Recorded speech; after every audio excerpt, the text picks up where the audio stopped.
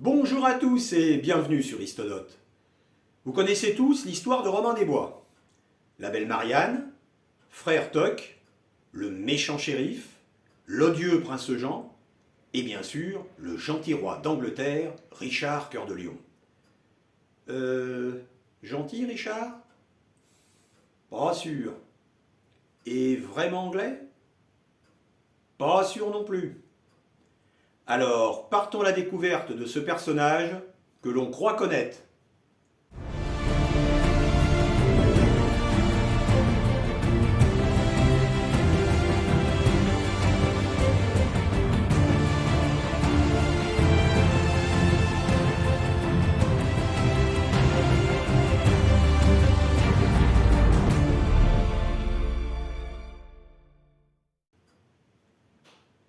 Né en 1157 en Angleterre, Richard est le troisième fils du couple formé par le roi d'Angleterre Henri II Plantagenet et d'Aliénor d'Aquitaine.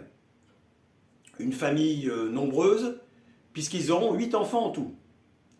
Aliénor a la particularité d'avoir d'abord été mariée au roi de France Louis VII, mais ce mariage sera annulé par le pape, malgré la naissance de 2 enfants, pour des raisons de lien de parenté, mais surtout parce que les 2 époux ne s'entendent pas.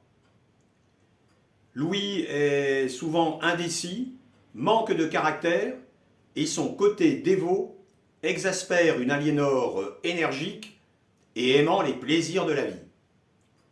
Elle épouse donc en secondes noces Henri, duc de Normandie, comte du Maine et d'Anjou, de 10 ans son cadet, et qui devient roi d'Angleterre en 1154.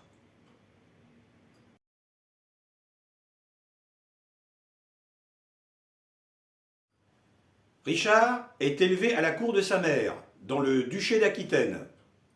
On le surnomme d'ailleurs le Poitevin.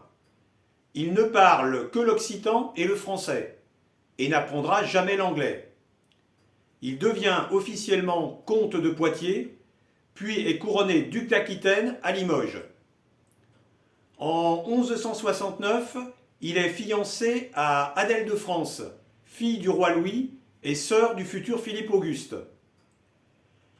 Il laissera longtemps traîner une promesse de mariage et renoncera définitivement quand il apprendra qu'elle a été la maîtresse de son propre père.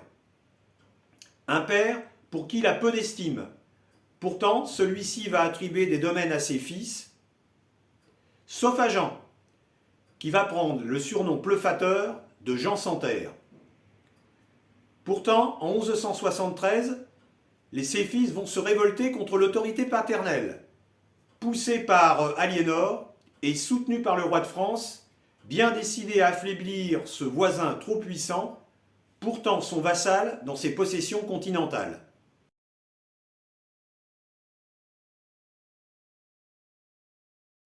La révolte échoue, et Richard est le dernier à rendre les armes. Le père pardonne à ses fils, mais pas à sa femme, qui restera emprisonnée 15 ans jusqu'à la mort du roi. Il va même combattre ses anciens alliés, des seigneurs de France, puis ses propres frères pour la succession au trône. Après le mort, il s'allie à Philippe Auguste pour livrer bataille à son père, qui meurt abandonné de tous dans son château de Chinon. 2 mois plus tard, il est couronné à Westminster.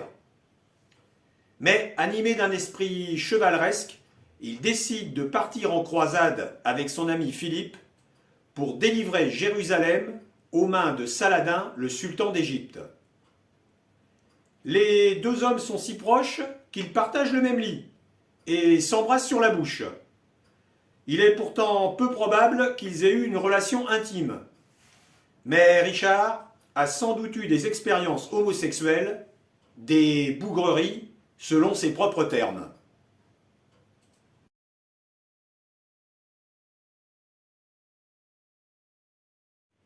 Le départ de la croisade est retardé, et ils doivent passer l'hiver en Sicile.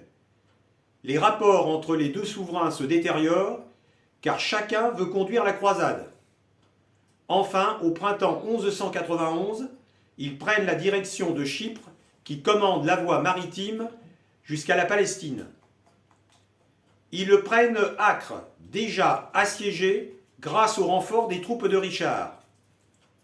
Les vainqueurs font flotter leurs bannières en haut des murailles. Mais un incident va avoir lieu.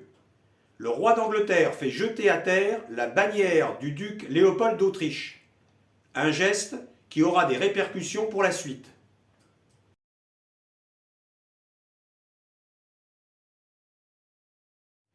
Mais un événement encore plus dramatique va marquer cet épisode. Richard négocie avec Saladin l'échange de prisonniers contre des reliques de la vraie croix.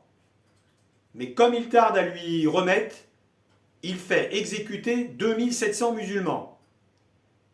Saladin fera exécuter des prisonniers chrétiens en représailles.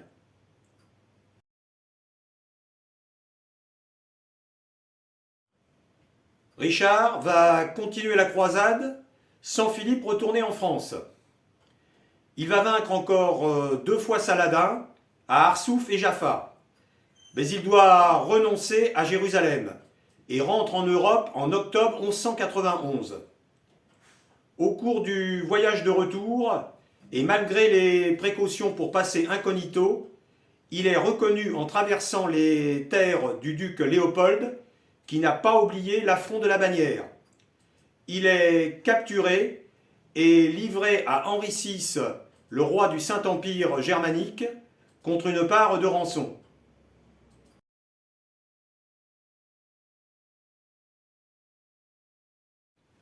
Richard restera captif pendant 3 ans, avant qu'Aliénor ne réunisse la somme. Pendant ce temps, Philippe Auguste négocie avec Jean Santerre pour récupérer des territoires. Il fait tout également pour retarder la libération de Richard. Finalement, à son retour en 1194, Richard pardonne à Jean et récupère les territoires cédés. Il arrive de nouveau à imposer son autorité sur l'ensemble de l'Empire. Mais en 1199, il doit repartir en Aquitaine pour mater le comte d'Angoulême. Il fait le siège du château de Chalut-Chabrol, appartenant au comte Adhémar V de Limoges. Mais comme à son habitude, il s'expose plus que de raison et reçoit un carlot d'arbalète dans l'épaule. Il meurt de la gangrène le 6 avril 1194. Sa dépouille sera éparpillée façon puzzle. Son corps sera enterré à l'abbaye de Fontevraud, fondée par sa mère. Son cœur dans un reliquaire à la cathédrale de Rouen. Et ses entrailles dans l'église du château de Chalut-Chabrol.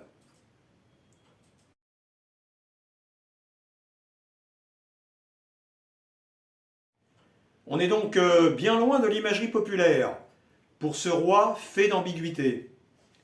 S'il savait se montrer courageux, voire téméraire, parfois magnanime, mécène des arts et poète à ses heures, il pouvait être aussi ambitieux, cruel et peu attentif à ses sujets, à part pour les accabler d'impôts. Voilà, merci à vous de m'avoir suivi, et avec moi, faites vivre l'histoire. Salut!